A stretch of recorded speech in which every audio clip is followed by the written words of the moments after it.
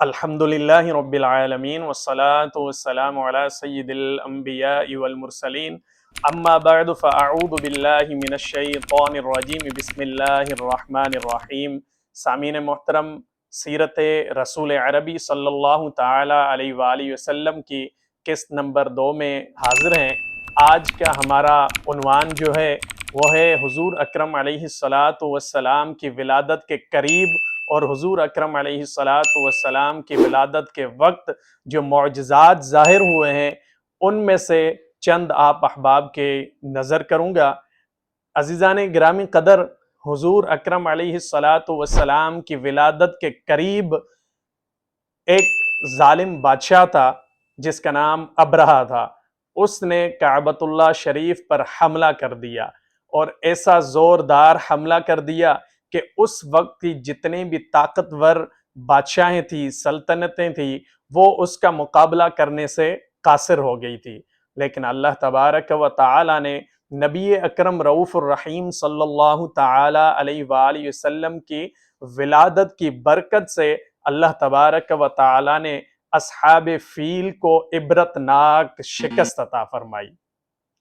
عزیزان گرامی قدر، اور حضور اکرم علیہ السلام کی ولادت کے وقت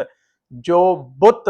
کئی سالوں سے کھڑے تھے اور بڑے بڑے لوگ، بڑے بڑے عرب کے فصحاء لوگ اور بڑے بڑے قبیلے آ کر ان کی عبادت کرتے تھے، ان کی پوجا کرتے تھے اور ان کو اپنا حقیقی خدا مانتے تھے، لیکن حضور اکرم علیہ السلام کی ولادت باسعادت کی برکت سے اللہ تبارک و تعالی نے ان بتوں کو منہ کے بل گرا دیا۔ فارس کے لوگ جو مجوسی تھے، آگ کی پوجا کرتے تھے، جو تقریباً 1000 سال سے ان کی آگ ایک سیکنڈ کے لیے نہیں بجھی تھی، اللہ تبارک و تعالی نے اپنے محبوب کی ولادت کی برکت سے اللہ تبارک و تعالی نے ان کی ولادت کے وقت ایسا معجزہ عطا فرمایا۔ جیسے ہی میرے محبوب کی ولادت ہوتی ہے، اس طرف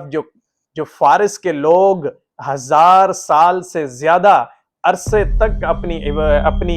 آگ کی حفاظت کرتے رہے اور اس کو بجھنے نہیں دیا، لیکن اللہ تبارک و تعالی نے اپنے محبوب کی ولادت کی برکت سے ایک لمحے کے اندر وہ 1000 سال سے جاری آگ کو بجھا دیا۔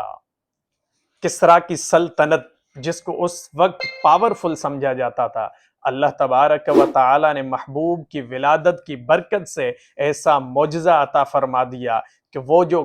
کسریٰ کا محل تھا اس کو ہلا کے رکھ دیا، اور زلزلہ ایسا برپا کر دیا کہ اس کے اندر جو 14 پلر تھے ان کو اللہ تبارک و تعالی نے تباہ و برباد کر دیا۔ ایران کے 2 شہر ہمدان اور قم کے درمیان ایک 6 میل لمبا ایک دریا تھا جو اچانک حضور اکرم علیہ السلام کی عین ولادت کے وقت وہ بالکل خشک ہو گیا۔ شام اور کوفہ کے درمیان ایک ندی تھی،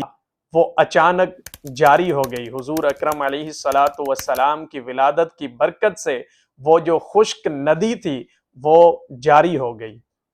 اور اللہ تبارک و تعالی نے